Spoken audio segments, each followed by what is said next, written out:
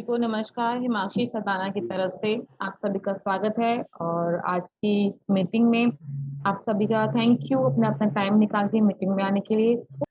आज की जो ट्रेनिंग है इसका टॉपिक है हेल्थ इंश्योरेंस कीवर्ड्स। कीवर्ड से हम क्या समझते हैं और ऐसे कौन कौन से कीवर्ड्स हैं, ऐसे कौन कौन से वो वर्ड्स हैं जिनका यूज रेगुलरली हेल्थ इंश्योरेंस में होता है। पहले तो हमें वो वर्ड समझने हैं, फिर हमें उन वर्ड्स का मीनिंग समझना है, फिर हमें ये समझना है कि वो वर्ड्स किस प्लान में किस तरह से यूज होते हैं। तो हर वर्ड का मीनिंग होता है। अभी आप लोग न्यू हैं, कुछ एजेंट्स नए जुड़े हैं साथ में, तो प्लीज समझिएगा बहुत अच्छे तरीके से। सोनम जी अच्छे से समझिएगा। कोई भी डाउट होगा तो प्लीज अनम्यूट करके डिस्कस कीजिएगा, हम क्वेश्चन आंसर्स भी लेते हैं, कोई ऐसा इशू नहीं है। देन इसके बाद मैं आपको बताने वाली हूँ मेजरली कौन कौन से ऐसे प्लान्स हैं जो मार्केट में सबसे ज्यादा सेल्स होते हैं। क्योंकि अगर वो हार्डली 3 से 4 प्लान्स ही अगर आपने समझ लिए, उनकी ट्रेनिंग रेगुलरली ले ली, डेफिनेटली आप लोगों को मार्केट में काम करने में कोई प्रॉब्लम नहीं आएगी। क्योंकि अगर बेसिकली आपको जो 3 से 4 प्लान्स हैं, अगर वो बेसिक्स क्लियर हो जाएंगे, वो बेसिक प्लान क्लियर हो जाएंगे, तो डेफिनेटली आपको जो हमारे और अदर प्रोडक्ट्स हैं वो भी बहुत इजीली क्लियर हो जाएंगे। तो स्टार्ट करते हैं। सबसे पहले हमारी कीवर्ड्स की मीटिंग है। कीवर्ड्स की पीपीटी आप लोगों के साथ शेयर करूंगी। होपफुली आप लोगों के सभी के पास होगी भी वो मीटिंग, बट जो न्यू है ठीक है उनके पास नहीं है, मैं शेयर करूंगी अगेन, चेक कर लीजिएगा। पीपीटी विजिबल है तो स्टार्ट करते हैं। First of all health insurance basic keyword. Basic keyword क्या होते हैं, कौन कौन से ऐसे वो कीवर्ड्स हैं, या मैं नॉर्मल बात करूँ तो वो कौन कौन से ऐसे वर्ड्स हैं जो हेल्थ इंश्योरेंस के लिए यूज किए जाते हैं।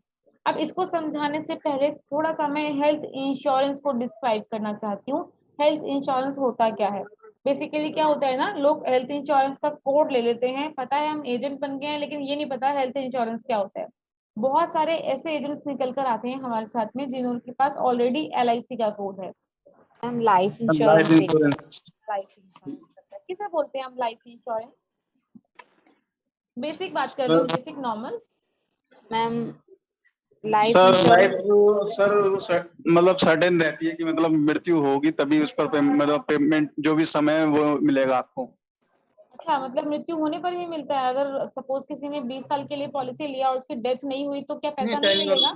मिलेगा मैम, मिलेगा। मैडम मैडम रिस्क कवर और इन्वेस्टमेंट दोनों है इसमें। वेरी गुड नरेश जी, वेरी गुड, बहुत राइट आंसर दिया है आपने। रिस्क कवर और इन्वेस्टमेंट दोनों है, दोनों चीजें बिल्कुल करेक्ट है। रिस्क कवर क्या होता है, डेथ हो गई है तो भी मिलेगा, डेथ नहीं होती है, लेकिन अगर किसी ने लगभग लमसम 20 साल के लिए कोई प्रोडक्ट लिया है, सपोज 20 साल के बाद जो भी उसका मैच्योरिटी अमाउंट होगा वो मिलेगा। तो लाइफ इंश्योरेंस को हम अगर मैं हिंदी की बात करूं तो नॉर्मली क्या बोलते हैं हम उसे? जीवन बीमा। एज इट इज अगर मैं हेल्थ इंश्योरेंस की बात करती हूँ तो हेल्थ इंश्योरेंस को हम हिंदी में क्या बोलते हैं? स्वास्थ्य बीमा। स्वास्थ्य बीमा। बहुत सारे ऐसे लोग मिलेंगे जिन्हें स्वास्थ्य बीमा से समझ में आएगा कि स्वास्थ्य का बीमा है, किस तरह से यूज होता है। कभी भी अगर हमारी हेल्थ को किसी तरह की मेडिकल इमरजेंसी आती है, मेडिकल इमरजेंसी कब होती है? कोई मेजर प्रॉब्लम हो जाती है और हॉस्पिटल में इलाज करवाना पड़ता है। नॉर्मली सभी को पता है कि गवर्नमेंट हॉस्पिटल्स की कंडीशंस किस तरह की है। आई होप सभी को पता होगा कि गवर्नमेंट हॉस्पिटल की कंडीशन किस लेवल की है। बहुत ही कम, रेयर अगर बात करती हूँ तो कोई 1 से 2 हॉस्पिटल ही ऐसे मिलेंगे जो जेन्युइनली सही लेवल के होंगे, government hospital. Otherwise government hospital की कंडीशन बहुत ही बुरी होती है, मैंने खुद फेस किया हुआ है, दैट्स व्हाई। अगर मैं बात करती हूँ कोई सपोज अच्छे हॉस्पिटल में ट्रीटमेंट करवाना चाहता है, कोई भी ऐसा इन फ्यूचर मेडिकल इमरजेंसी रहती है, तो हर तरह का प्राइवेट हॉस्पिटल हमारी कंपनी कवर करती है। हेल्थ इंश्योरेंस में क्या होता है, किसी भी तरह की मेडिकल इमरजेंसी में अगर कस्टमर को हॉस्पिटल में एडमिट होने की कंडीशन क्रिएट हो जाती है तो वो प्राइवेट हॉस्पिटल में एडमिट होकर अपना ट्रीटमेंट करवा सकता है। ये है हेल्थ इंश्योरेंस, स्वास्थ्य बीमा। स्वास्थ्य का बीमा है इंश्योरेंस जिसके लिए एक लम सम अमाउंट कस्टमर को पे करना होता है, और उस लम सम अमाउंट के बिहाफ पर कंपनी उनको ट्रीटमेंट प्रोवाइड करती है। ध्यान रखिएगा, कंपनी ट्रीटमेंट प्रोवाइड करती है। ये लाइफ इंश्योरेंस जैसा नहीं है। जीवन बीमा में पैसा मिल जाता है मेच्योरिटी के बाद, लेकिन यहाँ पर अगर मैं यहाँ कोई मेच्योरिटी नहीं होती है, एवरी ईयर रिन्यूअल होता है पॉलिसी का। और सपोज पॉलिसी के बाद में लाइक कस्टमर को किसी तरह से इमरजेंसी पड़ती है मेडिकल, तो कंपनी ट्रीटमेंट देती है। कोई मेच्योरिटी अमाउंट नहीं मिलता है। सबसे बड़ी कंफ्यूजन आज के डेट में यही निकल कर आती है, जिन लोगों को हेल्थ इंश्योरेंस से रिलेटेड ज्यादा नॉलेज नहीं होती, तो उनका प्रॉब्लम ही यही है। वो लोग हेल्थ इंश्योरेंस को लाइफ की तरह, लाइक इक्वल लेके चलते हैं कि ये भी लाइफ की तरह है, 10 साल 20 साल या 1 साल के बाद कंपनी हमें पैसा देगी। सॉरी, यहाँ ट्रीटमेंट मिलता है, पैसा नहीं मिलता है। पहला पॉइंट ये क्लियर करके, सेकेंड थिंग इज कुछ रूल्स होते हैं कोई भी हेल्थ इंश्योरेंस को यूज करने के लिए। अगर सपोज किसी ने हेल्थ इंश्योरेंस लिया, ऐसा नहीं है 2 दिन 3 दिन 4 दिन बाद ही जाके अपना हॉस्पिटल में एडमिट हो गया, जी हमें तो ये ट्रीटमेंट करवाना है, या किसी डॉक्टर ने सजेस्ट किया है कि आपको तो 4 दिन 5 दिन बाद ये ऑपरेशन करवाना है, या इस महीने के अंदर अंदर ये ऑपरेशन करवा लीजिए, या 10 दिन के अंदर ये ऑपरेशन करवा लीजिए। लोग क्या करते हैं, प्लान करके हेल्थ इंश्योरेंस लेते हैं, बट ऐसा नहीं होता है। अगर हम इस तरह की कोई भी डिसीज कवर करना चाहते हैं तो हर डिसीज से रिलेटेड कोई ना कोई वेटिंग पीरियड होता है, वो मैं आप लोगों को भी क्लियर कर दूंगी। चलिए पहले रूल समझ लेते हैं। तो सबसे पहले 3 यूनिवर्सल रूल समझते हैं, बहुत अच्छे से समझिएगा। पहला रूल होता है 24 आवर्स हॉस्पिटलाइजेशन इज मस्ट, मतलब 24 घंटे हॉस्पिटल में एडमिट होना मैंडेटरी है। अगर एडमिट होंगे तो ही हेल्थ इंश्योरेंस काम करेगा, अगर एडमिट नहीं होते हैं तो हेल्थ इंश्योरेंस काम नहीं करता है। या एडमिट हुए भी लेकिन 20 घंटे या 22 घंटे में ही डॉक्टर ने डिस्चार्ज कर दिया तो भी हेल्थ इंश्योरेंस काम नहीं करेगा। 24 आवर्स 24 घंटे की एक कंडीशन है इस पॉलिसी के अंदर, ये पहला rule. Second rule is accident covered from day 1, पहले ही दिन से एक्सीडेंट कवर होता है। मतलब अगर किसी ने आज पॉलिसी लिया है, शाम को उसका एक्सीडेंट हो गया और उन्हें हॉस्पिटल में एडमिट करवाना पड़ रहा है, एडमिट का जो भी ट्रीटमेंट होगा वो हमारे हेल्थ इंश्योरेंस से कवर हो जाएगा, बिकॉज ऑफ हेल्थ इंश्योरेंस में एक्सीडेंट डे 1 पहले ही दिन से कवर होता है। ठीक है, ये सेकेंड रूल है। Next third one is initial 30 days का वेटिंग पीरियड होता है। इनिशियल समझ लीजिएगा, पहले 30 दिन कंपनी कोई ट्रीटमेंट, किसी भी तरह का ट्रीटमेंट नहीं देगी एक्सेप्ट एक्सीडेंट, एक्सीडेंट को छोड़कर। एक्सीडेंट क्योंकि पहले दिन से कवर है, को छोड़कर कोई और किसी भी तरह का कोई लाइक ट्रीटमेंट करवाना है तो पहले 30 दिन कवर नहीं होगा। अब हम पीपीटी स्टार्ट करते हैं, तो ये मैंने कुछ बेसिक्स आपके क्लियर किए हैं। चलिए, हेल्थ इंश्योरेंस कीवर्ड है, सेम वही चीज जो मैं अभी आप लोगों को समझा रही थी वो भी हमें यहाँ पीपीटी में समझना है। Rule number 1, 24 hours hospitalisation is must, 24 घंटे हॉस्पिटल में एडमिट होना जरूरी है। नेक्स्ट रूल नंबर 2, 30 डेज का initial waiting period as usual अभी बताया है, पहले 30 दिन पॉलिसी काम नहीं करती है, 30 दिन के बाद पॉलिसी स्टार्ट होती है। Then rule number 3, accident cover from day 1, accident पहले ही दिन से कवर होता है, एक्सीडेंट के लिए किसी तरह का कोई भी वेटिंग पीरियड नहीं होता है। चलिए इसके बाद एक छोटा सा रूल नंबर 4 है, मैं वो भी बता देती हूँ। एज यूजुअल हमेशा बताया जाता है कोविड, अगर मैं आज के सिनेरियो की बात करती हूँ तो आज के टाइमिंग में कोविड की सिचुएशन बहुत खराब है, इवन थर्ड वेव भी आने की तैयारी है, इस तरह से हम लोग रेगुलरली न्यूज में सुनते हैं। केरला साइड में कोविड के केसेस रेगुलरली बहुत ज्यादा बढ़ रहे हैं, तो गवर्नमेंट ऐसा सोचती है कि मे बी बहुत ही जल्दी थर्ड वेव भी आ सकती है। तो अगर कोविड की बात करती हूँ तो हमारी सभी पॉलिसीज के अंदर कोविड कोरोना भी कवर है, बट आफ्टर 30 डेज, 30 दिन के बाद। अगर आज किसी ने पॉलिसी लिया है, आज मान लेते हैं 1 सितंबर है, 1 सितंबर की पॉलिसी लिया है किसी ने, और 1 महीने के बाद सपोज अगर उन्हें कोविड हो जाता है, मतलब अक्टूबर की स्टार्टिंग मान लेते हैं, 2 अक्टूबर या 3 अक्टूबर को उन्हें कोविड हो जाता है, कोविड पॉजिटिव है, और अगर हॉस्पिटल में एडमिट होना पड़ रहा है, तो यस कंपनी प्रोसेस करेगी, कंपनी क्लेम देगी, क्योंकि कोविड से रिलेटेड सिर्फ और सिर्फ 1 महीने का वेटिंग पीरियड। नेक्स्ट हम लोग समझते हैं 100% कैशलेस, तो इसका मतलब क्या होता है? तो 100% कैशलेस का मतलब ये होता है कि हमारी पॉलिसीज में अगर कोई ट्रीटमेंट करवाता है तो कैशलेस ट्रीटमेंट कंपनी देती है उन्हें। कोपेमेंट, कोपे जैसे शॉर्ट में बोला जाता है कोपे, कोपे का भी एक छोटा सा मतलब होता है, इन वर्ड की सिर्फ आपको मीनिंग समझना है, अगर आपको मीनिंग समझ में आ गया तो ऑफकोर्स आपको प्लान समझने में कोई प्रॉब्लम नहीं होगी। कोपे का मतलब होता है कुछ को पेमेंट होती है, जब कभी हम एक एज है हमारी, अगर मैं एज की बात करूं तो 61, अगर कोई पर्सन 61 एज के बाद पॉलिसी परचेज करता है या 61 एज पे पॉलिसी परचेज करता है, तो कंपनी यहाँ पर को पेमेंट लगाती है। को पेमेंट क्या होता है? जितना भी क्लेम आएगा उसका कुछ परसेंट कस्टमर को बियर करना है और उसका कुछ परसेंट कंपनी बियर करेगी। अब कुछ पॉलिसीज के अंदर 10% का को पेमेंट है और कुछ पॉलिसीज के अंदर 20% का को पेमेंट है और कुछ पॉलिसी के अंदर 30% का को पेमेंट है। तो यहाँ मेरा एक छोटा सा क्वेश्चन है, जितने भी हमारे पुराने एजेंट सभी इस टाइम मीटिंग में हैं, तो मैं जानना चाहूंगी 30% को पेमेंट हमारी किस पॉलिसी में है? एनीवन? Can I ma'am? हाँ प्लीज बोलिए निशा जी। हाँ, ये जो प्लान का नाम है सीनियर सिटीजन रेड कारपेट, उसमें वेरी गुड, 30% का। Very good. 50% को पेमेंट हमारी किस पॉलिसी के अंदर है?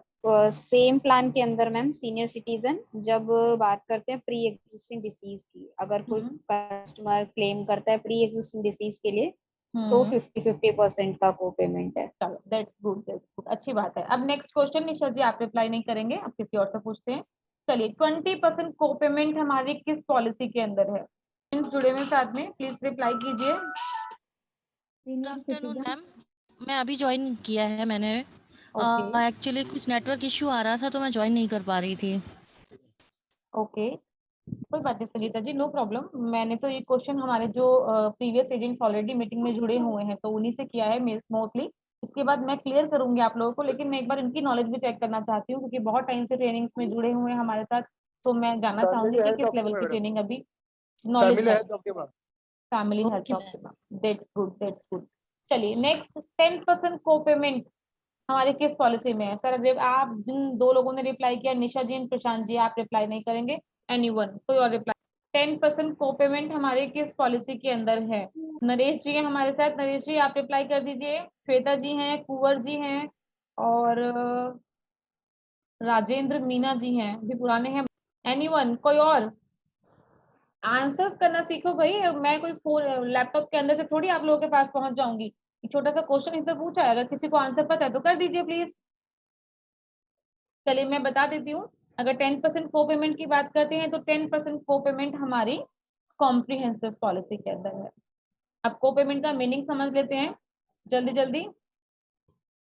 को पेमेंट जैसे मैंने अभी बताया कि जब भी कभी क्लेम आता है उसका कुछ परसेंट कंपनी बियर करती है और कुछ परसेंट कस्टमर बियर करता है, लेकिन ये तभी पॉसिबल है जब कस्टमर की एज अबव 61 या 61 हो या अबव 61 ईयर्स हो, तो ही ये कोपे लगता है, अदरवाइज को पेमेंट नहीं लगता है। अब जब 10% को पेमेंट की बात करते हैं, सपोज कस्टमर का 1 लाख रुपए का क्लेम आया है तो 90,000 कंपनी पे करेगी और 10,000 रुपीज कस्टमर को बियर करना होगा, तो इसे कहते हैं। नेक्स्ट बात करते हैं रूम रेंट। तो रूम रेंट का मतलब क्या होता है? जब भी कभी मेडिकल इमरजेंसी क्रिएट होती है, किसी कस्टमर को, किसी पेशेंट को हॉस्पिटल में एडमिट करवाया जाता है, अब जिस रूम में उस पेशेंट को रखा जाता है, ऑफ कोर्स हॉस्पिटल में कोई भी सर्विस फ्री ऑफ कॉस्ट तो नहीं मिलती है ना। जिस रूम के अंदर उस पेशेंट को रखा जाता है, उस रूम का कुछ ना कुछ चार्ज होता है, रेंट होता है। तो उसका जो भी रेंट होगा वो हमारी कंपनी पे करती है, कस्टमर को कुछ भी पे नहीं करना है।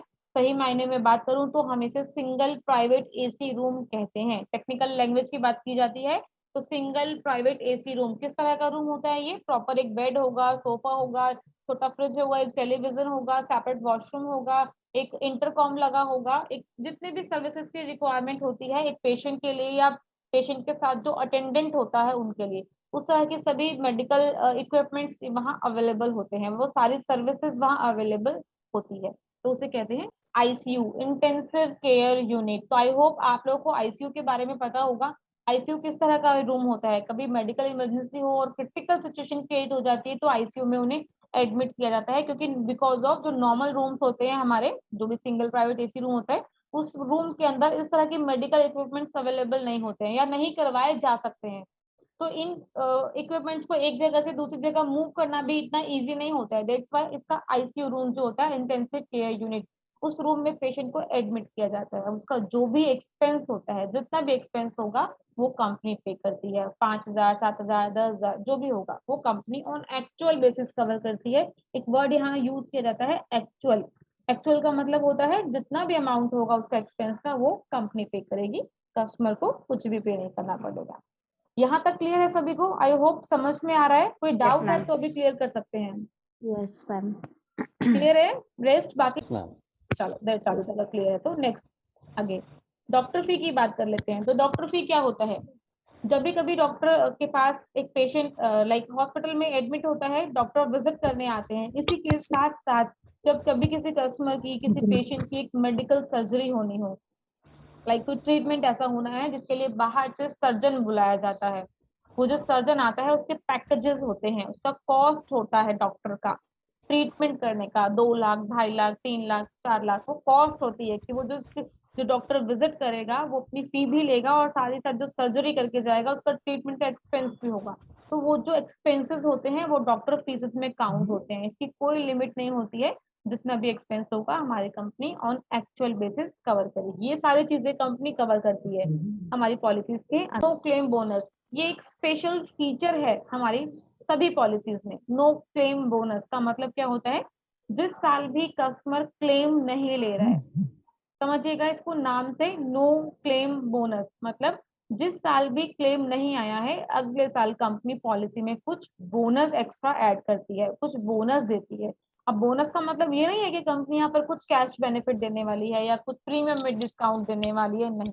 बोनस का मतलब क्या होता है? कंपनी जो सम एश्योर्ड है कस्टमर का, मान लेते हैं किसी कस्टमर ने 5 लाख की पॉलिसी ली है, कोई क्लेम नहीं आया है, तो कंपनी अगले साल उस 5 लाख की पॉलिसी के अंदर कुछ परसेंट एक्स्ट्रा एड ऑन कर देगी सम एश्योर्ड का। जैसे किसी पॉलिसी में अगर 50% मिल रहा है तो 5 लाख की पॉलिसी अगले साल 7.5 लाख रुपए की हो जाएगी।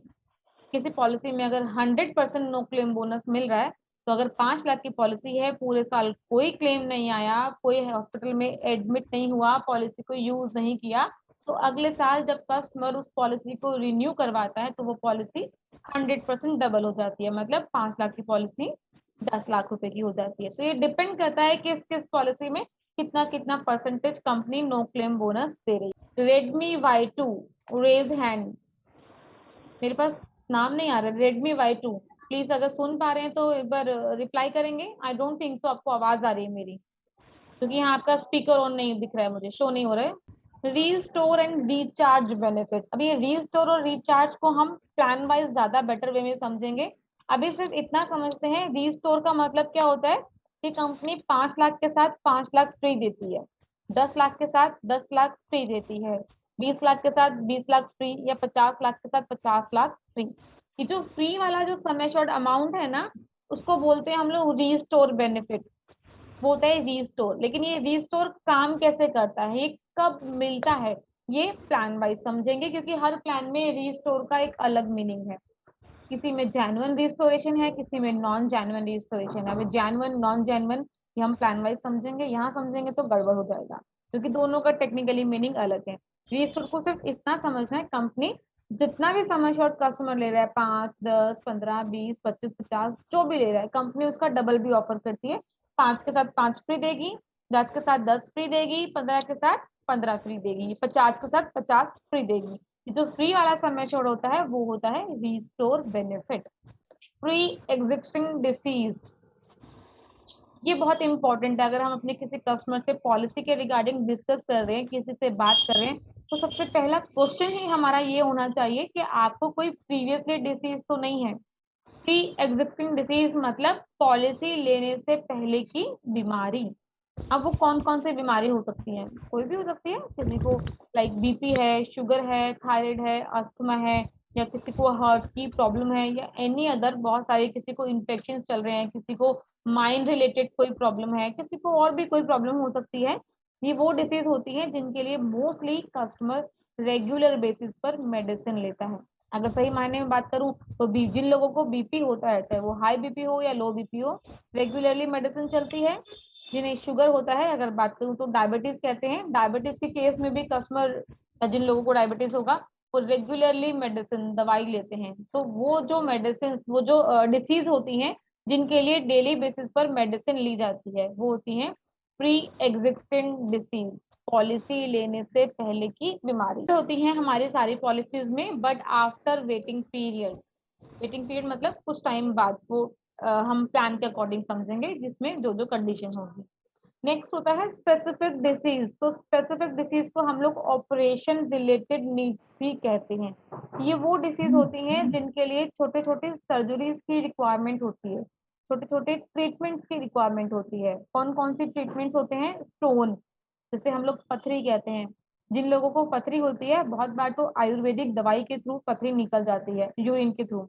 अदरवाइज कई लोगों को गॉल ब्लैडर में स्टोन हो जाता है, पथरी हो जाती है, तो उसके लिए छोटा सा ऑपरेशन, एक सर्जरी करवानी पड़ती है, तो वो कंपनी हमारी कवर करती है। कैटरेक्ट की बात करें तो हिंदी में मोतियाबिंद कहा जाता है।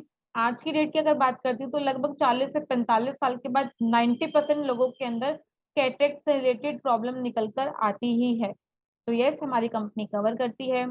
हर्निया की बात करूं तो यस, हर्निया जो है वो मेल एंड फीमेल दोनों में होता है इस तरह की प्रॉब्लम, तो कंपनी कवर करती है। पाइल्स कहूँ तो बवासीर को कहा जाता है, कंपनी बवासीर भी कवर करती है। जॉइंट रिप्लेसमेंट, जॉइंट रिप्लेसमेंट मतलब हमारे घुटने रिप्लेस जब होते हैं, तो वो तो एज यूजुअल एक एज होने के बाद 50 या 60 साल के बाद ही घुटने रिप्लेस होते हैं, कंपनी कवर करती है। रसौली, गांठों की प्रॉब्लम हो जाती है शरीर के अंदर, कंपनी कवर करती है। गायनी रिलेटेड इश्यूज मतलब लाइक अगर बात करूं तो फीमेल से रिलेटेड प्रॉब्लम होती है, प्राइवेट पार्ट से रिलेटेड प्रॉब्लम्स होती हैं, ये कंपनी कवर करती है। फैब्रॉइड है, फिस्टुला है, ये भी कहीं ना कहीं पाइल्स जैसी ही प्रॉब्लम होती है। और स्पाइन रिलेटेड इश्यूज, हमारी रीढ़ की हड्डी से जुड़ी जो बीमारियां होती हैं, जो सर्जरीज ट्रीटमेंट्स होते हैं, वो भी। मतलब अगर मैं इन डिसीज की बात करती हूँ तो कंपनी ये सभी तरह की डिसीज कवर करती है, बट आफ्टर वेटिंग पीरियड, क्योंकि ये स्पेसिफिक डिसीज है, इसमें ऑपरेशन की रिक्वायरमेंट होती है, तो कुछ पॉलिसीज में ये सभी तरह की बीमारियां 2 साल के बाद कवर होती हैं, और कुछ पॉलिसीज में 1 साल के बाद। कंपनी कवर करेगी, पूरा ट्रीटमेंट देगी, पूरा ऑपरेशन का खर्चा देगी, लेकिन वेटिंग पीरियड के प्री हॉस्पिटलाइजेशन मतलब हॉस्पिटल में एडमिट होने से पहले के खर्चे, वो कौन कौन से खर्चे होते हैं जो एक हॉस्पिटल में एडमिट होने से पहले होते हैं, इसको एक छोटी सी स्टोरी के थ्रू समझ लेते हैं। सपोज मैं अपने ऊपर एक एग्जांपल लेके बता रही हूँ। सपोज मैं हूँ अभी आप लोगों से जस्ट बात कर रही हूँ, अच्छी खासी हूँ, बिल्कुल वेल हूँ, मे बी शाम तक तबीयत डाउन हो जाती है, तो मैं एक डॉक्टर के पास विजिट करूंगी, फिजिशियन के पास। डॉक्टर क्या करेगा, मुझसे अपनी फी चार्ज करेगा, जो भी उसकी 200-500 जो भी उसका कंसल्टेशन चार्जेस होगा वो फी चार्ज करेगा। देन एक मुझे मेडिसिन के लिए लिख कर देगा कि ये मेडिसिन आप बाहर से ले लीजिए। मैंने 2 बार एक्सपेंस किया है अपना, ध्यान रखिएगा, एक डॉक्टर को फी पे किया और एक बाहर से मेडिसिन परचेज किया। देन 3 डेज 2 डेज मैंने वो मेडिसिन ली, बट मुझे कोई आराम नहीं आया है। देन मैं 3rd डे फिर डॉक्टर के पास विजिट कर रही हूँ, देन फिर डॉक्टर को कंसल्टेशन फी पे करूंगी, एंड फिर डॉक्टर मुझे अलग मेडिसिन लिख कर देगा। देन फिर मैंने वो मेडिसिन लिया और मुझे कोई आराम नहीं आया, अब नाउ मैं डॉक्टर के पास फिर जा रही हूँ, और डॉक्टर अब मुझे क्या बोल रहा है, फिर से फी चार्ज करेगा ऑफकोर्स, और मुझे बोलेगा अब आप ये 5-6 टेस्ट करा लीजिए, इसमें मुझे डेंगू फील हो रहा है, टाइफाइड फील हो रहा है, ऐसा हो रहा है और वैसा हो रहा है, वो डॉक्टर एक पूरा लिस्ट दे देगा। उसके बाद कहेगा ये टेस्ट करवाइए आप जाके। आपने डॉक्टर को फी पे किया एंड उसके बाद टेस्ट करवाए, वो सारे वो जो टेस्ट जितने भी करवाए हैं उस सबका आपने फी एक्सपेंसेस पे किया, उसके चार्जेस पे किए हैं। देन अब सपोज रिपोर्ट आती है, रिपोर्ट में कोई प्रॉब्लम निकल कर आ जाती है, लाइक डेंगू है, मलेरिया है, टाइफाइड है, या कोविड निकल कर आ जाता है, वॉट एवर कुछ भी निकल कर आ गया, डॉक्टर बोल रहा है कि आपको तो ये डिसीज निकल कर आई है, इसके लिए आपको हॉस्पिटल में एडमिट होना पड़ेगा।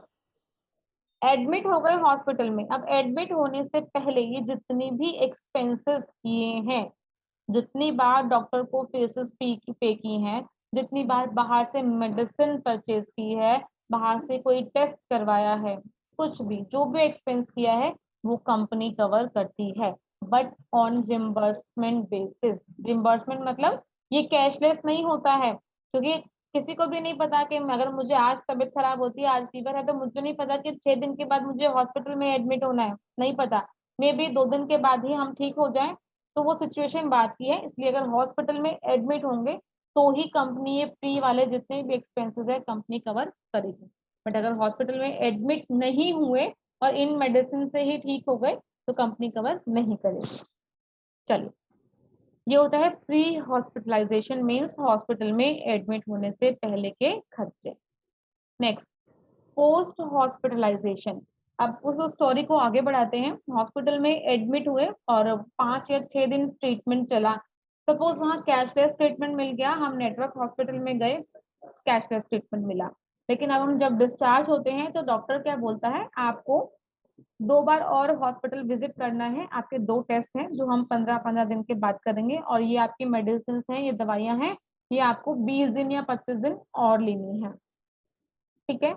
अब वो जो मेडिसिन और लेनी है, वो मेडिसिन डिस्चार्ज होने के बाद में लिया, 2 बार हॉस्पिटल विजिट किया, उसका कंसल्टेशन चार्जेस हो गया, उसकी अगर लाइक कोई बाहर से कुछ और परचेज किया, कोई टेस्ट करवाया है, उसके एक्सपेंसेस। तो ये जो डिस्चार्ज होने के बाद के जितने भी एक्सपेंसेस हैं कंपनी उसे पोस्ट हॉस्पिटलाइजेशन में कवर करती है। ठीक है। ये होता है पोस्ट, मतलब डिस्चार्ज होने के बाद के खर्चे। तो ये दोनों चीजें बहुत अच्छे से समझिएगा। प्री हॉस्पिटलाइजेशन मतलब हॉस्पिटल में एडमिट होने से पहले के खर्चे, पोस्ट हॉस्पिटलाइजेशन मीन्स डिस्चार्ज होने के बाद के खर्चे, ये कंपनी कवर करती है, बट ऑन रिम्बर्समेंट बेसिस। ठीक है। हेल्थ चेकअप मीन्स कंपनी ये आपको फ्री ऑफ कॉस्ट, सभी पॉलिसीज के अंदर फ्री ऑफ कॉस्ट बेनिफिट दे रही है। हेल्थ चेकअप मतलब कस्टमर को कंपनी एक ऐसा ऑफर देती है कि अगर आपकी पॉलिसी में कोई क्लेम नहीं आया है तो आप फ्री ऑफ कॉस्ट एक लमसम अमाउंट कंपनी पॉलिसी में देती है। सम एश्योर्ड पर डिपेंड करता है। ऑफकोर्स जिन्होंने 5 लाख की पॉलिसी ली होगी तो उन्हें लमसम 1000-2000 का कूपन मिलेगा। जिन्होंने 1 करोड़ की पॉलिसी ली होगी तो ऑफकोर्स कंपनी उन्हें थोड़े अच्छे लेवल के कूपन प्रोवाइड करेगी। तो डिपेंड करता है सम एश्योर्ड पर कि किस सम एश्योर्ड पर कंपनी कितने अमाउंट का हेल्थ चेकअप ऑफर करती है। तो फ्री ऑफ कॉस्ट आप कंपनी के नेटवर्क रजिस्टर्ड लैब में जाकर अपना रेगुलरली रूटीन चेकअप करा सकते हैं। ये पॉलिसी के अंदर कवर होता है। बात करते हैं डोमिसलरी ट्रीटमेंट। तो डोमिसलरी ट्रीटमेंट क्या होता है, देखिए इसको बहुत अच्छे से समझना है आपको। कई बार ऐसी सिचुएशन होती है मेजरली ओल्ड एज पर, यंगस्ट पर तो नहीं होता है, बट मेजरली ओल्ड एज पर सिचुएशन ऐसी आ जाती है कि एक किसी पर्सन को एज बहुत ज्यादा है, 70 है, 75 या 80 ईयर्स की एज है, और एक बेड से दूसरे बेड पर शिफ्ट नहीं कर सकते हैं, या हॉस्पिटल में बेड अवेलेबल ना हो। ऐसी सिचुएशन कब आती है, जब हॉस्पिटल में बेड ना हो, जैसे महामारी फैलती है, जैसे कोविड, कोरोना की अगर हम बात करते हैं, जब कोरोना फैला है, कोविड फैला है, तो हमारे हॉस्पिटल्स के अंदर बेड अवेलेबल नहीं था, ऑल ओवर इंडिया अवेलेबल नहीं था। मैं सिर्फ एक स्टेट की बात नहीं कर रही हूँ, मैं दिल्ली में हूँ, मैं दिल्ली की बात नहीं कर रही हूँ, मैं ऑल ओवर इंडिया की बात कर रही हूँ। ऑल ओवर इंडिया में एक ही सिचुएशन थी, हॉस्पिटल्स में बेड अवेलेबल नहीं थे, और डॉक्टर क्या कह रहे थे कि आप अपना ट्रीटमेंट घर पर ही करिए। आप हमसे टेली कंसल्टेशन या होम आइसोलेशन, जिसे हम लोगों ने एक नाम दिया था होम आइसोलेशन, अगर आप कस्टमर होम आइसोलेशन में रहता है और अपना ट्रीटमेंट घर पर ही करता है, खुद से करता है, या डॉक्टर से एक ऑनलाइन कंसल्टेशन रखता है, उसे कहा जाता है डोमिसरी ट्रीटमेंट। इसकी एक छोटी सी कंडीशन होती है, मिनिमम 3 डेज घर पर ट्रीटमेंट होना बहुत जरूरी है। अगर 3 दिन से पहले कोई 2 दिन में ही ठीक हो गया तो कंपनी कवर नहीं करेगी। Minimum 3 days are mandatory. अगर 3 दिन से ऊपर का ट्रीटमेंट होगा घर पर तो कंपनी उसके लिए लायबल है क्लेम पे करने के लिए। तो कंपनी वो पूरा अमाउंट जो भी कस्टमर ने एक्सपेंस पे किया होगा, कंपनी वो पूरा अमाउंट कस्टमर को रिम्बर्स कर देती है। यहाँ तक क्लियर है सभी को? ये पॉइंट क्लियर है? मैडम मैडम Yes, घर पे ट्रीटमेंट है उसके फिर 2 दिन 3 दिन कैसे काउंट होंगे? घर पर ट्रीटमेंट है 2 दिन 3 दिन कैसे काउंट होंगे? कंपनी को एज यूजुअल इंटीमेट करना होगा कि मुझे जो है, डॉक्टर लिख कर देगा अपने लेटर हेड पर कि आपको domicile treatment mean home treatment की रिक्वायरमेंट है, आप आइसोलेशन में रहिए।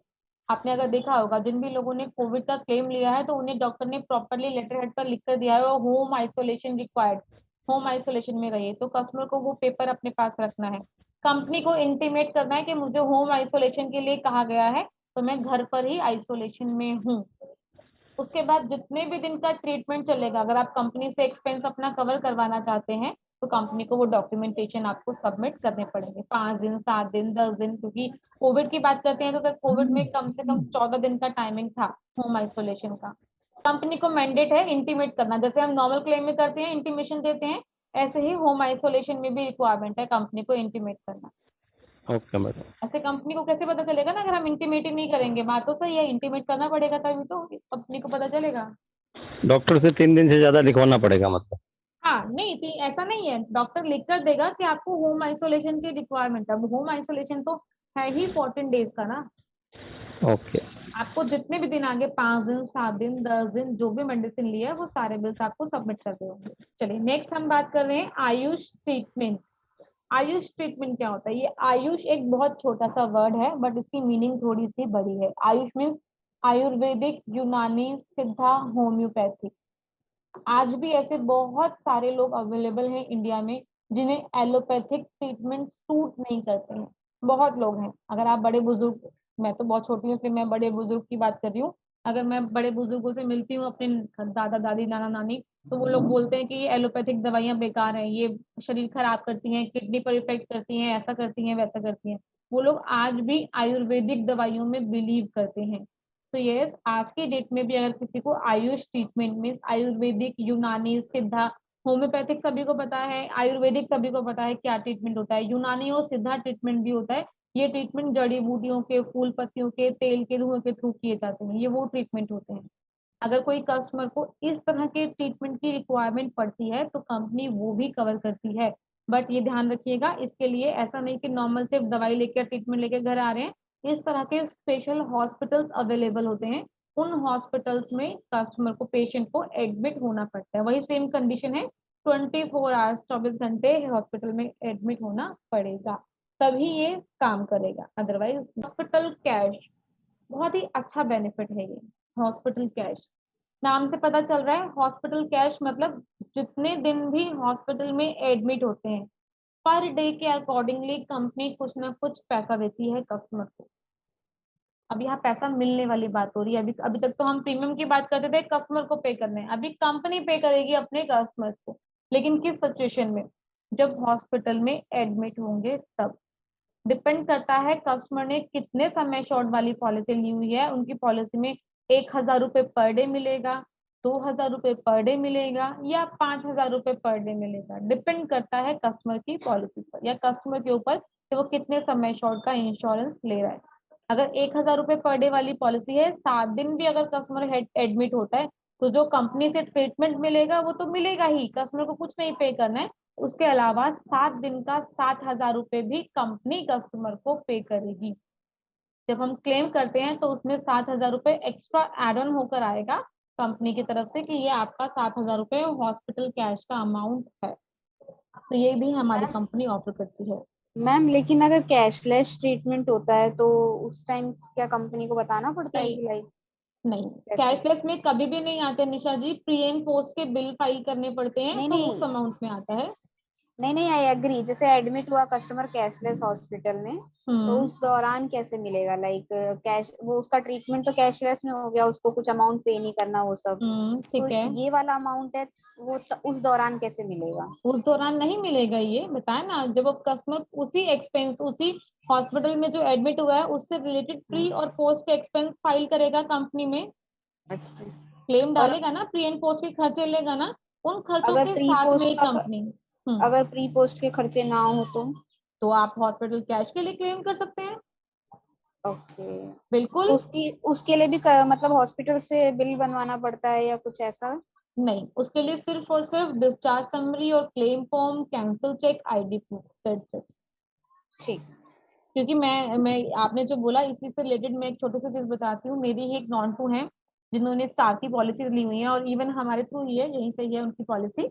और पीछे लास्ट में मार्च में वो कोरोना से रिलेटेड एडमिट हुए थे, तो उनके प्री के कुछ खास एक्सपेंस नहीं थे, पोस्ट के उन्होंने सबमिट नहीं करवाए, लेकिन उन्होंने अपना हॉस्पिटल कैश का अमाउंट कंपनी से जरूर रिम्बर्स करवाया है। तो उसके लिए उन्होंने सिर्फ क्लेम फॉर्म फिल किया है, अपना ID proof, cancel cheque okay. और डिस्चार्ज समरी की कॉपी लगाई है, और उसके बाद उन्होंने क्लेम फाइल कर दिया। विद इन 10 to 15 डेज उनका अमाउंट उनके अकाउंट में कंपनी ने रिलीज कर दिया। तो आप सिर्फ और सिर्फ हॉस्पिटल कैश के लिए भी क्लेम फाइल कर सकते हैं। चलिए, नेक्स्ट है एम्बुलेंस। तो एम्बुलेंस आप लोगों को सभी को पता है, सभी ने देखी भी हुई है। रोड एम्बुलेंस की बात कर रहे हैं। रोड एम्बुलेंस की रिक्वायरमेंट अगर किसी कस्टमर को पड़ती है, घर से हॉस्पिटल लेके जाना है या हॉस्पिटल से घर छोड़ के जाना है या हॉस्पिटल से दूसरे हॉस्पिटल रेफर करना है, तो यस, हमारी कंपनी एम्बुलेंस के एक्सपेंसेस को भी कवर करती है। जो भी एक्सपेंस होगा लमसम, जो भी हमारी पॉलिसीज के अंदर अवेलेबल होगा, कंपनी कवर करती है। Next, air ambulance. Air ambulance भी हमारी पॉलिसीज में कवर है। बट एयर एम्बुलेंस का यूज क्या है, मतलब क्या है एयर एम्बुलेंस का, कब रिक्वायरमेंट पड़ती है एयर एम्बुलेंस की? कई बार ऐसी सिचुएशन होती है किसी पेशेंट की कि उनकी एक ट्रीटमेंट, उनकी एक इमरजेंसी में एक ट्रीटमेंट करना है, सर्जरी करनी है, और वो डॉक्टर विजिट नहीं है, डॉक्टर अवेलेबल नहीं है, या वो इक्विपमेंट्स अवेलेबल नहीं है, उस तरह की सर्विसेज अवेलेबल नहीं है जिस हॉस्पिटल में पेशेंट एडमिट है, उन्हें किसी एक स्टेट से दूसरे स्टेट रेफर किया जाता है। ऑफ कोर्स अगर एक स्टेट से दूसरे स्टेट विजिट करना है और सिचुएशन क्रिटिकल है पेशेंट की, तो रोड एम्बुलेंस से भेजना तो पॉसिबल नहीं है।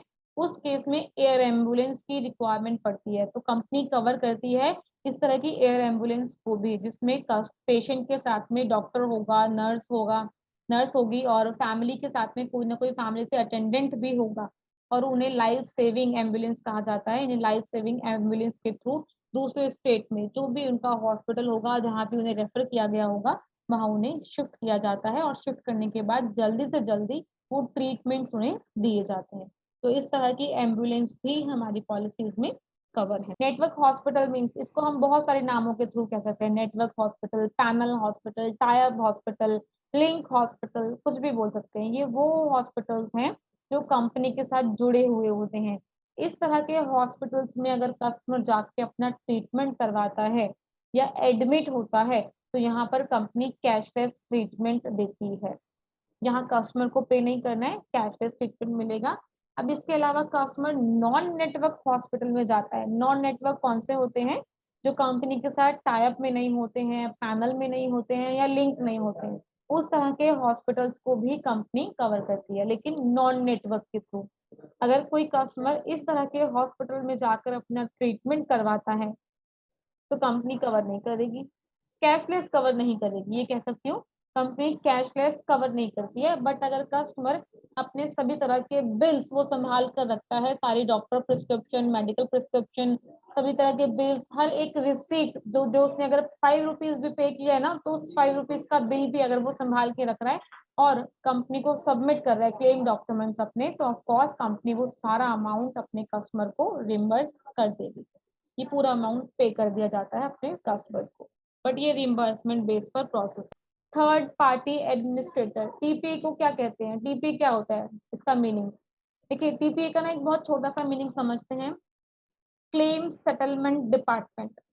बहुत इजीली, मैं बहुत टेक्निकल लैंग्वेज में नहीं जाती हूँ। टीपीए का मतलब समझते हैं, क्लेम सेटलमेंट डिपार्टमेंट। ये वो डिपार्टमेंट है जो क्लेम सेटल करता है।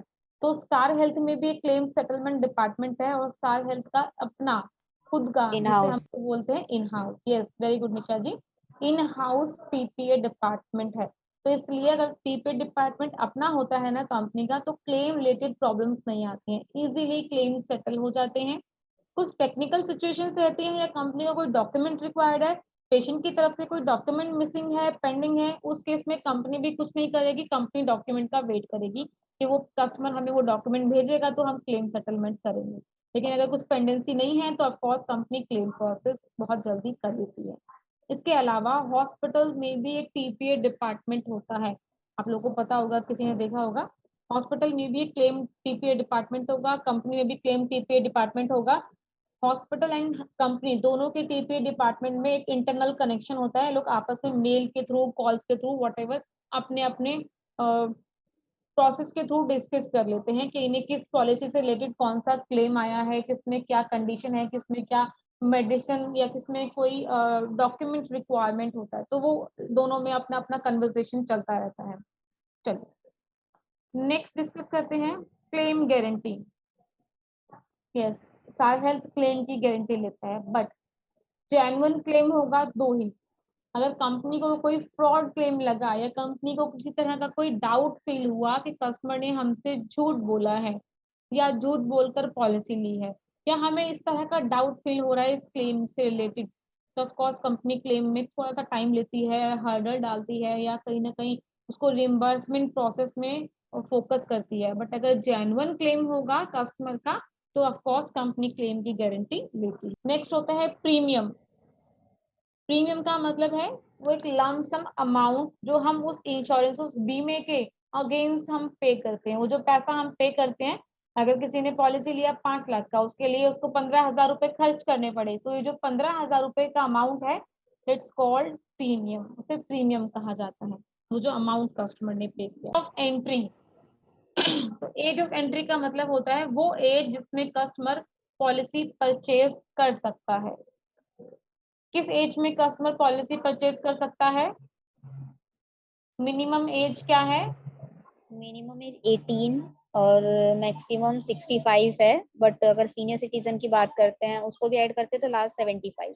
वेरी गुड निशा जी, गुड जॉब, सही बोला है निशा जी ने। मिनिमम एज जो है वो 18 ईयर्स की है। मिनिमम हम 18 साल से किसी भी कस्टमर को पॉलिसी ऑफर कर सकते हैं। ये है एज ऑफ एंट्री, पॉलिसी लेने की डेट। नेक्स्ट अगर चाइल्ड एज की बात करती हूँ तो मिनिमम चाइल्ड एज हमारे यहाँ 16 डेज से कवर हो रहा है।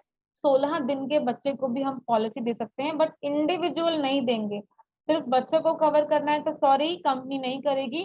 बच्चे को फैमिली के साथ कवर करना होगा, मदर फादर और बच्चे की पॉलिसी साथ में होगी। तो मिनिमम यहाँ 16 डेज है। बाकी हम लोगों के पास कुछ ऐसी पॉलिसीज भी हैं जिसमें बच्चा 91 डेज से, मतलब 3 महीने का बच्चा कंपनी कवर करती है। इसी के साथ साथ इंडिविजुअल और फैमिली फ्लोटर को भी समझ लेते हैं। इंडिविजुअल का मतलब क्या होता है? अगर किसी सिंगल को पॉलिसी लेना है, कोई अकेला है अपने लिए पॉलिसी लेना चाहता है, सपोज मैं हूँ, मुझे सिर्फ अपने लिए इंश्योरेंस लेना है, मैं अनमैरिड हूँ या मैं मैरिड भी हूँ तो हस्बैंड बच्चों की पॉलिसी कहीं और से चल रही है, मुझे सिर्फ अपने खुद के लिए की इंश्योरेंस लेना है, तो मैं इंडिविजुअल कहलाऊंगी। यही अगर मुझे अपने साथ साथ अपनी फैमिली, मतलब अपने हस्बैंड और बच्चे को भी कवर करना है, तो वो कहलाते हैं फैमिली फ्लोटर। फ्लोटर का मतलब यह है कि पूरी फैमिली। फ्लोटर में मिनिमम 2 लोग और मैक्सिमम 5 लोग आते हैं हमारी पॉलिसीज के अंदर। और इंडिविजुअल में मिनिमम 1 लोग और मैक्सिमम भी एक अकेला होना चाहिए, तो ही हम उन्हें इंडिविजुअल कवर देंगे। चलिए, अगर मैं पीपीटी की बात करूं तो पीपीटी में यही है, पीपीटी एंड अप हो जाती है इसके बाद में। अब आपको पीपीटी से रिलेटेड कोई क्वेश्चन, कोई भी ऐसा डाउट जो आप लोगों के समझ में ना आया हो तो आप मुझसे डिस्कस कर सकते हैं।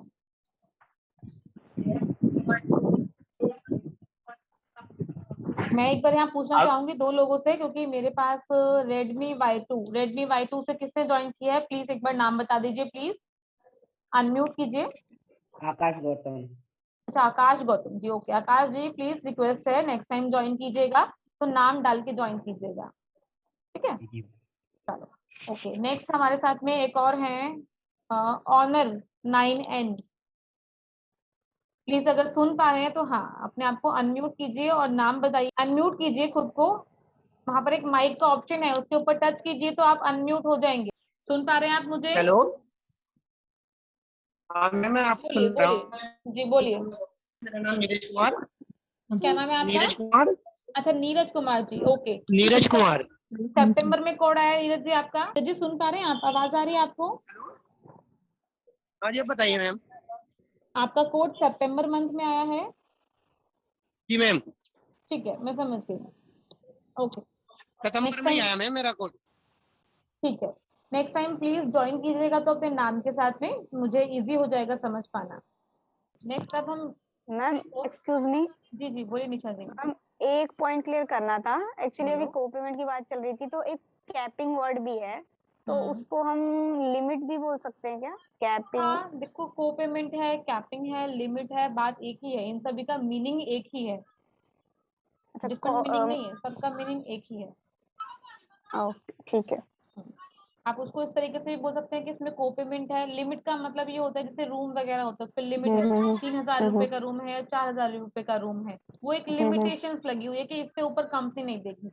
को पेमेंट है, कहीं ना कहीं ये बोल सकते हैं, को मीन्स थोड़ा कंपनी शेयरिंग करेगी, थोड़ा कस्टमर को शेयरिंग करना है, तो अच्छा उसको आप ठीक इस तरीके से भी डॉक्टर अपने कस्टमर को लाइक डिस्क्राइब कर सकते हैं। कहीं ना कहीं ठीक है लमसम मीनिंग सेम ही निकल कर आता है, ठीक है मैम, ओके। ठीक है?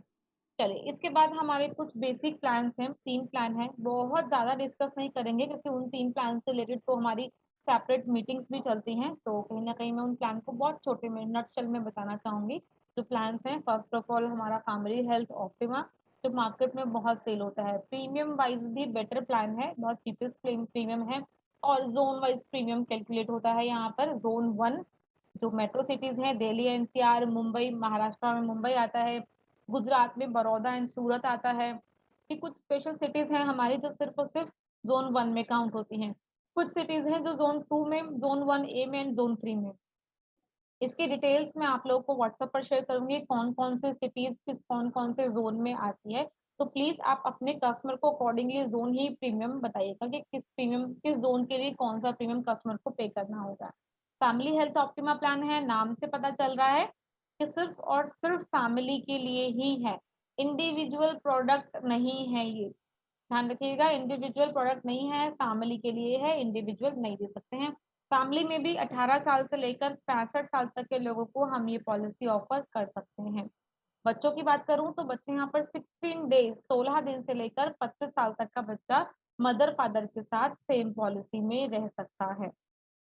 सभी तरह के डिसीज इसमें कवर होती है। कोई पुरानी बीमारी की अगर बात करती हूँ, किसी को कोई पुरानी बीमारी है, BP, sugar, thyroid, asthma, any अगर कोई प्रॉब्लम है, तो वो यहाँ पर 4 साल के बाद कवर होती है। स्पेसिफिक डिसीज की बात करते हैं तो स्टोन, पाइल्स, हर्निया, कैटरेक्ट, रसौली, नी रिप्लेसमेंट, इस तरह की सारी प्रॉब्लम्स यहाँ 2 साल के बाद कवर होती है। इनके अलावा कस्टमर को कोई भी बड़ी से बड़ी बीमारी अगर पॉलिसी लेने के 30 दिन के बाद डायग्नोज होती है, क्योंकि 30 दिन का तो कंपनी कवर ही नहीं करती है, वेटिंग पीरियड है, तो 30 दिन के बाद कंपनी यहाँ पर सभी तरह की क्रिटिकल इलनेस भी कवर करेगी। नॉर्मल अभी हम फैमिली हेल्थ ऑप्टिमा से रिलेटेड इतना ही समझेंगे। नेक्स्ट आते हैं हम कॉम्प्रिहेंसिव प्लान पर। तो कॉम्प्रिहेंसिव प्रोडक्ट हमारा ऐसा है जिन्हें अगर किसी को कोई बड़ी से बड़ी बीमारी भी चल रही है प्रीवियसली, किसी को हार्ट प्रॉब्लम है, किसी को दिल की बीमारी है, ऑलरेडी स्टंटिंग भी हो रखी है, या एंजियोग्राफी एंजियोप्लास्टी हो रखी है कस्टमर को, कोई और एनी अदर प्रॉब्लम है, उन्हें हम ये प्रोडक्ट दे सकते हैं। बट इसके अलावा सेपरेट प्रोडक्ट भी हैं हमारे, हम वो भी बताएंगे आपको धीरे धीरे। ये प्रोडक्ट हम उन्हें दे सकते हैं जिन्हें कोई प्रीवियसली डिसीज चल रही है, कोई लाइक ट्रीटमेंट चल रहा है प्रीवियसली, तो वो हम ऑफर कर सकते हैं। बट वो प्रॉब्लम्स, इनकी जो ट्रीटमेंट्स हैं, जो डिसीजेज हैं, वो 3 साल के बाद वेटिंग पीरियड के बाद कवर होगा। कॉम्प्रिहेंसिव प्रोडक्ट है, इंडिविजुअल भी दे सकते हैं और फैमिली के साथ भी दे सकते हैं। दोनों तरह के ऑप्शंस यहाँ पर अवेलेबल हैं। इसी के साथ साथ फैमिली की बात कर लेते हैं तो maximum 2 adult 3 child family size है हमारा सभी पॉलिसीज के अंदर। हस्बैंड, वाइफ और 3 बच्चों को पॉलिसी हम एक साथ दे सकते हैं। मदर फादर कवर नहीं होंगे इस पॉलिसी के अंदर।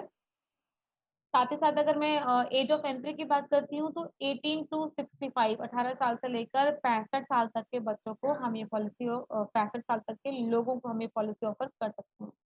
बच्चों की बात करती हूँ तो बच्चा यहाँ 91 डेज से 25 ईयर्स तक पेरेंट्स के साथ एक ही पॉलिसी में रह सकता है। कोई भी जोन वाइज प्रीमियम नहीं है यहाँ पर, all over India same premium है। इस पॉलिसी के अंदर 2 चीजें बहुत स्पेशल हैं। एक है इसके अंदर एक्सीडेंटल इंश्योरेंस जो इनबिल्ट मिलता है। एक्सीडेंटल इंश्योरेंस मतलब अगर किसी कस्टमर का एक्सीडेंट की वजह से डेथ हो जाती है तो नॉमिनी को जितने भी लाख की पॉलिसी होगी उतने ही लाख, 5 लाख की पॉलिसी तो पूरा 5 लाख नॉमिनी को कंपनी पे करेगी, 10 लाख की पॉलिसी है तो नॉमिनी को कंपनी 10 लाख रुपए पे करेगी, ये नॉमिनी को मिलेगा। इसी के साथ साथ एक और बेनिफिट है, वो है मैटरनिटी बेनिफिट। मैटरनिटी से हम क्या समझते हैं, कोई कस्टमर ऐसे भी होते हैं जो न्यूली मैरिड होते हैं और कहीं ना कहीं अपनी वाइफ की डिलीवरी कवर करवाना चाहते हैं कि उन्हें मैटरनिटी का बेनिफिट मिल जाए, कुछ ऐसा एक्सपेंस कवर हो जाए जो डिलीवरी से रिलेटेड पेशेंट को पे करना होगा। तो यस, इस पॉलिसी के अंदर मैटरनिटी कवर है, बट 2 साल के बाद, 2 साल से पहले कवर नहीं होगा, 2 साल के बाद ही कवर होगा। कितना कवर होगा वो डिफरेंट समय शॉर्ट पर डिफरेंट लिमिटेशंस है। 5 लाख पर कंपनी बहुत नॉमिनल अमाउंट कवर करती है, 15,000 नॉर्मल डिलीवरी के लिए, 20,000 रुपए सिजेरियन के लिए। 10 लाख की पॉलिसी पर कंपनी 30,000 रुपए नॉर्मल डिलीवरी का कवर करती है और 50,000 रुपए कंपनी सिजेरियन का कवर करती है। तो ये लमसम अमाउंट है जो कंपनी डिफरेंट समय शॉर्ट पर डिफरेंट दे रही है। इसी के साथ हम एक यंग स्टार पॉलिसी है, स्पेशल प्रोडक्ट है, उसके बारे में बात कर लेते हैं। यंग स्टार मीन्स यंग लोगों के लिए पॉलिसी है, नाम से पता चल रहा है यंग लोगों के लिए पॉलिसी है। इस पॉलिसी के लिए हम इंडिविजुअल भी दे सकते हैं और फैमिली के साथ भी दे सकते हैं इस प्लान को। इस पॉलिसी के अंदर भी कुछ ऐसे फीचर हैं जो बाकी अदर प्रोडक्ट्स के अंदर अवेलेबल नहीं है। पुराने बीमारी की अगर बात करती हूँ तो पुरानी बीमारी इस पॉलिसी में 1 साल के बाद कवर है। स्पेसिफिक डिसीज की बात करती हूँ तो स्पेसिफिक डिसीज भी इस पॉलिसी में 1 साल के बाद कवर है, स्टोन, पाइल्स, हर्निया, कैटरेक्ट, इस तरह की प्रॉब्लम। कोई कोपेमेंट इस पॉलिसी में नहीं है क्योंकि सिर्फ 40 साल तक के लिए ये पॉलिसी है। एज ऑफ एंट्री की बात करते हैं तो 18 साल से 40 साल इसकी एज ऑफ एंट्री है। बच्चों की बात करते हैं तो 91 डेज से 25 ईयर्स की बच्चों की एज है इस पॉलिसी के अंदर। अब दो बेनिफिट इसके समझ लेते हैं। इस पॉलिसी के अंदर भी कंपनी मैटरनिटी बेनिफिट कवर करती है, मैटरनिटी बेनिफिट देती है। जिन लोगों की न्यूली मैरिड हुई है या वो अपना मैटरनिटी बेनिफिट लेना चाहते हैं तो कंपनी इस पॉलिसी में 3 साल के बाद कवर करती है डिलीवरी के एक्सपेंस, वो भी 30,000 रुपीज के लिए। एक अमाउंट कंपनी ने यहाँ फिक्स किया हुआ है, लिमिट लगाई हुई है, 30,000 रुपीज की लिमिट है यहाँ पर। कंपनी 30,000 रुपए का एक्सपेंस कवर करेगी। अगर कोई कस्टमर इस पॉलिसी को 36 साल 36 ईयर से पहले पहले परचेज कर लेता है तो कंपनी यहाँ पर कस्टमर को ऑनवर्ड्स 41 ईयर 41वें साल से एवरी ईयर 10% डिस्काउंट देगी हर साल। तो ये एक स्पेशल फीचर है कस्टमर के लिए। Every year no claim bonus मिलेगा इस पॉलिसी के अंदर 20% एवरी ईयर। तो ये कुछ स्पेशल फीचर्स हैं जिसको हमने बहुत लमसम में बहुत छोटे में समझे। बाकी सारी पॉलिसीज हमारी 5 के साथ 5 फ्री मिल रही है, 10 मैम के साथ 10 ये फ्री लास्ट है। वाला point, no claim bonus yes ma'am, ये कौन से एज से स्टार्ट होगा और कब सभी ये एज वाला? पर, और लाइफ टाइम मिलता है। मैं बता देती हूँ, लाइफ टाइम मिलता है। 20% का एवरी ईयर का नो क्लेम बोनस है, अप टू 100% तक जाता है।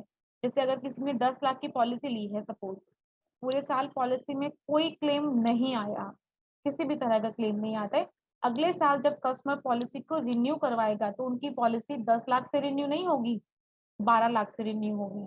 प्रीमियम कस्टमर को 10 लाख का ही पे करना है, लेकिन पॉलिसी के अंदर 20% मीन्स 2 लाख रुपए का नो क्लेम बोनस इसमें एड ऑन हो गया है। तो पॉलिसी अब 12 लाख रुपए की हो जाती है। इट मीन्स अगर भगवान न करे कस्टमर की कोई किसी मेजर प्रॉब्लम की वजह से 12 लाख रुपए का भी क्लेम आता है तो कंपनी वन शॉट में पे कर देगी। ये पॉलिसी लेने के अगले साल से ही स्टार्ट हो जाएगा या मैम कौन से ईयर से स्टार्ट होगा? सेम टाइमिंग से फर्स्ट डे से स्टार्ट हो जाएगा ये। Okay ma'am. लेकिन इनिशियल 30 डेज है वेटिंग पीरियड, तो 30 दिन तो कोई क्लेम नहीं मिलेगा, लेकिन 30 दिन के बाद नेक्स्ट मंथ में अगर कस्टमर को रिक्वायरमेंट पड़ती है तो इस तरह का जो क्लेम है वो ले सकता है। लेकिन जो नो क्लेम बोनस पॉलिसी में एड ऑन होगा वो नेक्स्ट ईयर एड ऑन होगा, क्लेम नहीं आया तो। ध्यान रखिएगा, क्लेम आता है तो नो क्लेम बोनस ऐड नहीं। मैम क्लियर है, बट एक क्वेश्चन भी है, जैसे मान लीजिए 2 साल नो क्लेम बोनस 20% हुआ, उसके बाद फिर उसने मतलब चेन टूट गया, एडमिट हुआ, और उसके बाद फिर उसने दोबारा से 1 साल नहीं उसने कोई क्लेम किया, तो उस केस में क्या रहेगा? देखो, मान लेते हैं कस्टमर ने इस साल पॉलिसी लिया, कोई क्लेम नहीं आया, कंपनी ने 20% इंक्रीज कर दिया, पॉलिसी 12 लाख की हो गई। नेक्स्ट ईयर फिर से कस्टमर के लिए अच्छा रहा, गुड लक रहा, कोई क्लेम नहीं आया, कंपनी ने फिर उस पॉलिसी के अंदर 2 लाख और ऐड कर दिया, ठीक है, 14 लाख की पॉलिसी हो गई। अब नेक्स्ट ईयर क्या हुआ, कस्टमर के साथ एक मेडिकल इमरजेंसी आई और हॉस्पिटल में एडमिट होना पड़ा, तो उस साल का कंपनी नो क्लेम बोनस नहीं देगी और 1 साल का नो क्लेम बोनस रिड्यूस हो जाएगा। मतलब अब पॉलिसी 14 से 12 लाख रुपए पर आ जाएगी, ठीक है। क्लेम आया है ना, that's why no claim bonus reduce हो जाएगा और 1 साल का नो क्लेम बोनस नहीं मिलेगा। नेक्स्ट ईयर उसके बाद फिर से कस्टमर का कोई क्लेम नहीं आया तो फिर कंपनी और 2 लाख रुपए देगी। मतलब ये प्रोसेस चलता रहेगा, 100% तक कंपनी देगी जब तक पॉलिसी डबल नहीं हो जाएगी। जिस दिन पॉलिसी इनकी डबल 10 से 20 लाख रुपए की हो जाएगी तो कंपनी उस साल क्लेम नो क्लेम बोनस इनका स्टॉप कर देगी, रोक देगी। अब फिर से क्लेम आ गया तो पॉलिसी 20 लाख से 18 लाख पर अगर आ जाती है, 2 लाख यूज हो जाता है सपोज, या कंपनी ने 2 लाख रुपए का नो क्लेम बोनस रिड्यूस कर दिया, 18 लाख रुपए पे आ गया, तो कंपनी नेक्स्ट ईयर फिर से 2 लाख का एनसीबी देगी अगर क्लेम नहीं आया तो। जी मैम क्लियर है बिल्कुल। ठीक है, जैसे जैसे क्लेम आएगा नो क्लेम बोनस रिड्यूस होगा, क्लेम नहीं आएगा तो नो क्लेम बोनस उसमें एड ऑन होता रहेगा, वो चलता रहेगा। ये है हमारे 3 प्लान है। इसके बाद एक और प्लान हमारा आता है, वो है सीनियर सिटीजन, और एक और है मेडिक्लासिक। उसके रिलेटेड हम नेक्स्ट सेशन में बहुत अच्छे से समझेंगे। अभी इसके अलावा एक चीज और आप लोगों से डिस्कस करना है मुझे, और वो है हमारा प्रोस्पेक्ट 30। बिकॉज ऑफ अगर मैं बात करूँ तो आप लोगों में से अनिशा जी तो खैर पुरानी है, संजीवनी जी ओके, प्रशांत जी हैं, और संगीता जी हैं, और एक सर और है, नाम मेरे को नहीं पता, ध्यान नहीं आ रहा है। आप लोग हैं तो एक रिक्वेस्ट करूंगी आप लोगों से, मैं एक आप लोगों को एक प्रोस्पेक्ट 30 में अभी व्हाट्सएप पर भेजूंगी, एक पीडीएफ फाइल है, उसका प्रिंट आप निकालिएगा प्लीज अपने पास, पॉसिबल हो तो। नहीं पॉसिबल है तो एक डायरी या एक रजिस्टर बनाइएगा, उसमें अपने कॉन्टेक्ट, अपने फोन में से ना कुछ कॉन्टेक्ट लिखिएगा, name, contact number, family size अगर आपको पता है तो, क्योंकि कहीं ना कहीं अगर आपके कॉन्टेक्ट में ऐड है तो कुछ लेवल तक, कुछ हद तक आप उनको समझते होंगे, जानते होंगे। ये वो लोग होंगे जिनको आप हेल्थ इंश्योरेंस सेल करना चाहते हैं, आप एक लिस्ट बना के काम कीजिए कि आपने एक दिन में इन 30 लोगों से डिस्कस किया है हेल्थ इंश्योरेंस से रिलेटेड, कितने इसमें से फॉलोअप जनरेट हो रहे हैं, किस तरह से काम करना है, वो हम आपको गाइडेंस देंगे। प्रोस्पेक्ट 30 का यूज बहुत बड़ा है और बहुत अच्छा है। अगर सही मायने में आपने उसको यूज प्रोस्पेक्ट 30 को रेडी करना है आप लोगों को अपने अपने एक रजिस्टर में, नोटपैड में, डायरी में या प्रिंट आउट निकाल के कुछ भी करके एक लिस्ट बनाइए। उस लिस्ट के ऊपर हम आपको फोकस करना सिखाएंगे आपको कैसे काम करना है, बट वो लिस्ट आपको बनानी है। अगर आप सिर्फ सुन के और स्किप कर देंगे अपने माइंड से तो फिर वो काम नहीं, उस तरीके का काम नहीं हो पाएगा जैसा आप लोग चाहते हैं या जैसा हम लोग चाहते हैं आप लोगों से करवाना। ठीक है, तो चलिए ऑल द बेस्ट सभी को। अपनी कमर टाइट कर लीजिए अच्छे से। ट्रेनिंग्स रेगुलरली हो रही हैं और आगे भी होती रहेंगी, तो जब जब टाइम मिले प्लीज ट्रेनिंग ज्वाइन कीजिए, ट्रेनिंग को मत छोड़िए, क्योंकि ट्रेनिंग एक ऐसा एक लाइक पाथ है ना जिससे आप कभी भी सीखना आपका बंद नहीं होगा। मे बी आपको सब कुछ आता हो, अच्छी बात है निशा जी, आपको बहुत कुछ आता है, आपने बहुत अच्छा सीखा भी है, कोड लेने से पहले से ही सीख रहे हैं, बट एटलीस्ट अगर मीटिंग लेंगे ना तो वो सब चीजें माइंड से स्किप नहीं होंगी। हम जब मीटिंग लेना सीख छोड़ देते हैं ना तो बहुत सारी चीजें स्किप हो जाती हैं, हम लोग भूल जाते हैं। ठीक है, तो आज के लिए सभी को tata bye bye. I hope आपको समझ में आया होगा। किसी को किसी तरह का डाउट हो तो प्लीज व्हाट्सएप पर मैसेज ड्रॉप कर दीजिएगा या कॉल कर लीजिएगा मुझे, मैं आप लोग के डाउट्स को क्लियर कर दूंगी। जी ma'am, thank you so much, आपने बहुत अच्छे से सारी चीजें समझाई। Thank you Sanita ji. And कल का भी सेम टाइम रहेगा? हाँ, मोस्टली अगर मैं अपनी ट्रेनिंग की बात करूँ तो मेरी ट्रेनिंग 2:30 ही टाइमिंग पर रहती है, बिकॉज ऑफ मेरा एक ऑफिशियल टाइमिंग है, मुझे 6:30 ऑफिस लीव करना होता है। तो मीटिंग एंड अप करते हैं, सभी को tata bye bye, next meeting में मिलेंगे, ज्वाइन जरूर कीजिएगा।